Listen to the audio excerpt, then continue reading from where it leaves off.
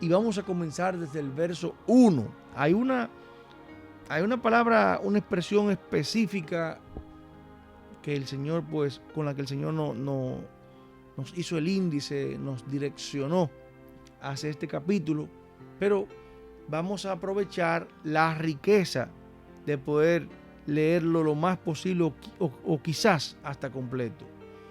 Así que, hermanos, os ruego por las misericordias de Dios que presentéis vuestros cuerpos en sacrificio vivo, santo, agradable a Dios, que es vuestro culto racional. La palabra de Dios es clara. Me gusta mucho la manera en que el apóstol Pablo precisamente escribe a la iglesia, inspirado por el Espíritu Santo. Es una manera bien clara. ¿Qué es un culto racional? ¿Qué es un tiempo a Dios, una ofrenda a Dios? ¿Qué es el servicio a Dios? ¿Qué es lo que usted hace a Dios? Cuando usted hace un culto racional, lo hace con entendimiento de que Dios ya no recibe sacrificios muertos. Este asunto, este tema de sacrificios que son meramente físicos, simbólicos, pues no es ahora mismo la intención de mi corazón, pues entrar en críticas o valoraciones de lo que hace una persona o no hace. Lo que sí el Señor nos trae es el correcto espíritu de hacer las cosas y la manera de cómo Dios las recibe, que es un sacrificio vivo, santo, o sea, apartado, una vida que se sacrifica para Dios. Pero cuando decimos sacrifica, la gente pensará en irnos de rodillas de aquí a Higüey o de aquí a Samaná. Mi amado hermano, no hacemos nada con un día. Sacrificar nuestras rodillas, nuestros pies, la mano, el cuerpo, lo que sea, cuando todos los días no estemos pendientes de Dios. El sacrificio implica muchas veces renunciar a aquello que quiere nuestra carne, que queremos, aunque se nos rompe el alma, por agradar a Dios y hacer lo que es de Dios y lo que es aprobado por Dios. Ese es un sacrificio vivo, un sacrificio de vida, santo, que es apartado, que es agradable a Dios. Entonces, ahí usted y yo pudiéramos hablar de lo que es un culto racional de vida, de lo que es una ofrenda con entendimiento a Dios, de que Dios se agrada en su vida. Pero el que Dios se agrade o no se agrade podría ser una expresión normal, peculiar, algo que usted lo tome en cualquier tipo de forma. Pero que una persona que haya sido entendida en Dios no pueda discernir lo que significa que es el culto que agrada a Dios. O sea, que si no es esto lo que estamos haciendo, entonces usted anda desagradando a Dios. Desagradándole. ¿Acaso, mi amado hermana y hermano que me escucha a través de estos medios, usted sabe el chance que usted se tome en su vida desagradando a Dios? Ahora, por el contrario, que es lo que venimos a hacer en Bálsamo del Cielo, a traer esperanza y palabras que renueven y motiven, pero en la fe, basado en la palabra. ¿Qué significa usted agradar a Dios? Sin fe es imposible agradarle. Esto es que es necesario dar el salto, permitirnos dejar aquello que no lo agrada en fe, sabiendo que nuestra felicidad y nuestro gozo no es por momentos ni por circunstancias, sino por el Dios que hizo los cielos y la tierra, que nos sustenta y nos ayuda en todo. No os conforméis a este siglo, o sea, no te conformes al sistema de vida, al mundo ahora mismo, sino transformados por medio de la renovación de vuestro entendimiento, para que compruebes cuál sea la buena voluntad de Dios, agradable y perfecta, para que puedas percatarte, para que tengas la experiencia de cuál es la buena voluntad de Dios para contigo. Y digo pues, por la gracia que me es dada, a cada cual que está entre vosotros, fíjese hermano, escuche esto, que no tenga más alto concepto de sí que el que debe tener, sino que piense de sí con cordura, conforme a la medida de fe que Dios repartió a cada uno. Ay, hermano, y en esto vamos a ser reiterativos e insistentes en este mensaje. Cuánta falta de humildad tenemos nosotros. Cuán tan alto concepto tenemos de sí.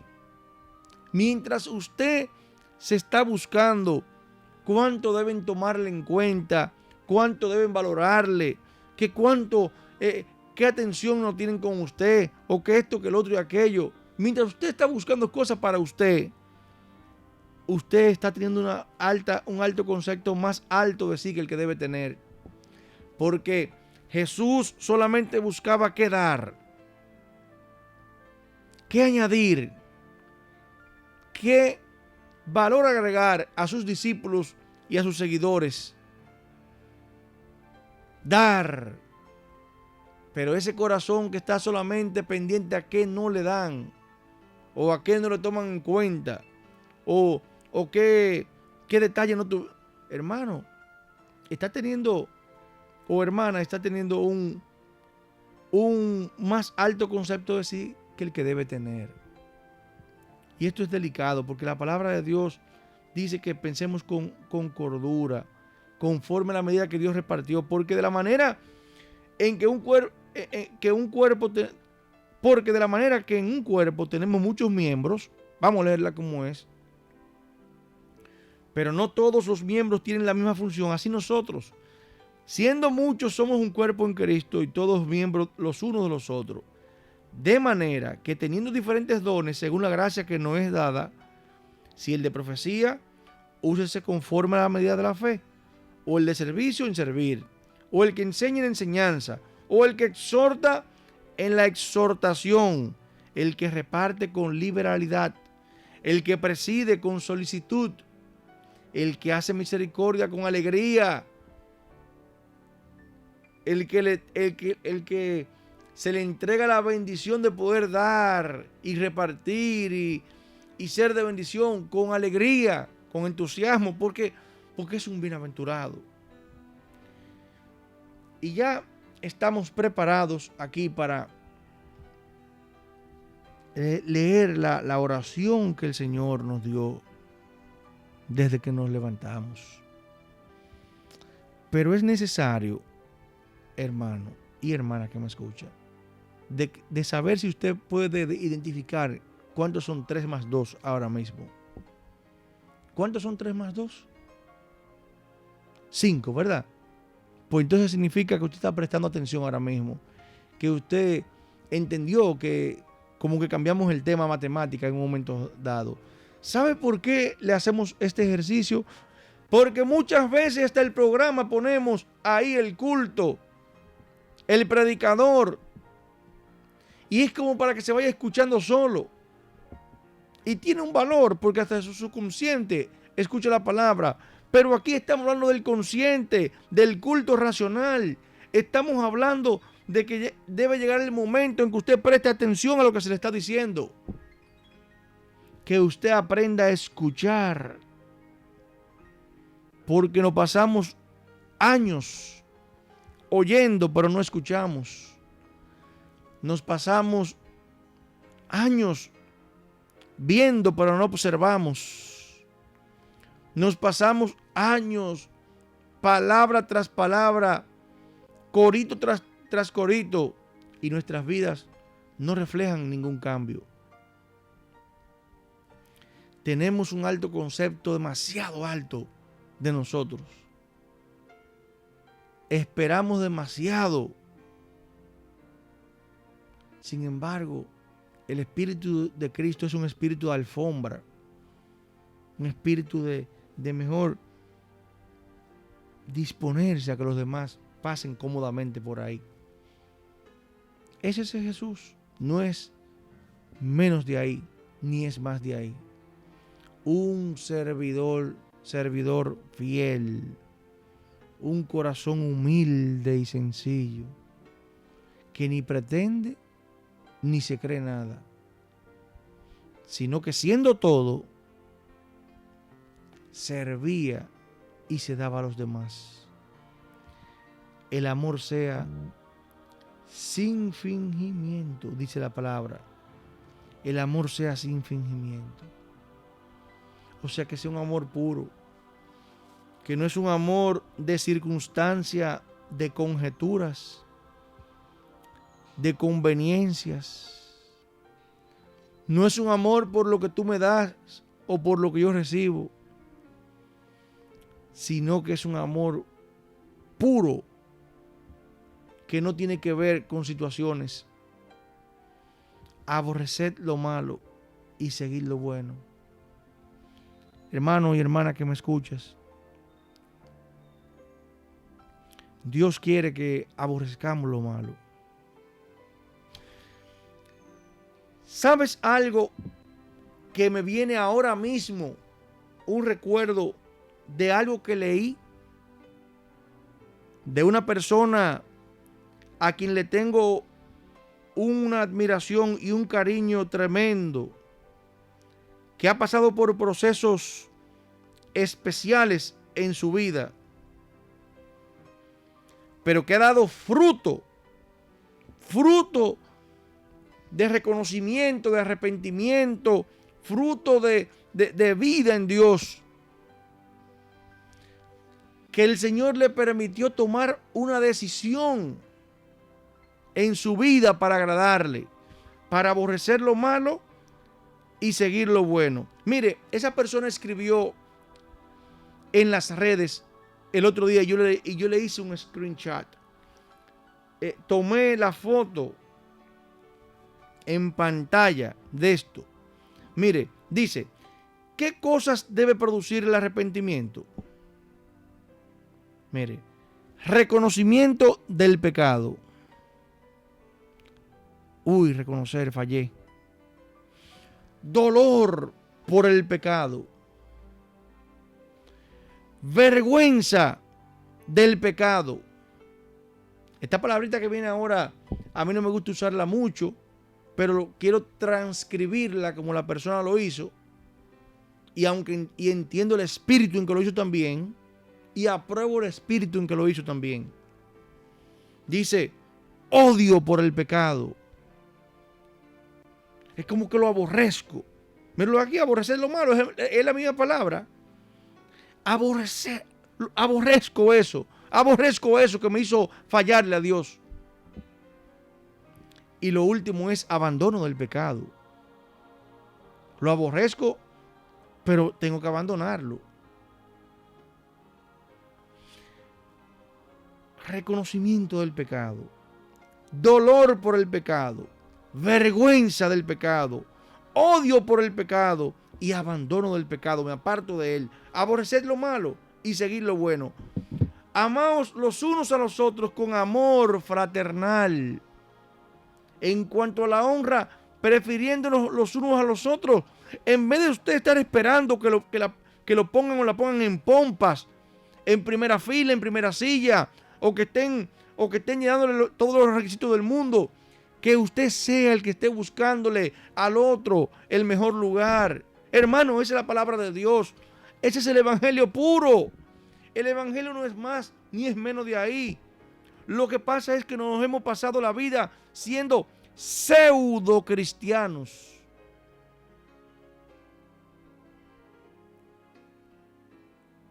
Cristianos falsos. Parecemos cristianos,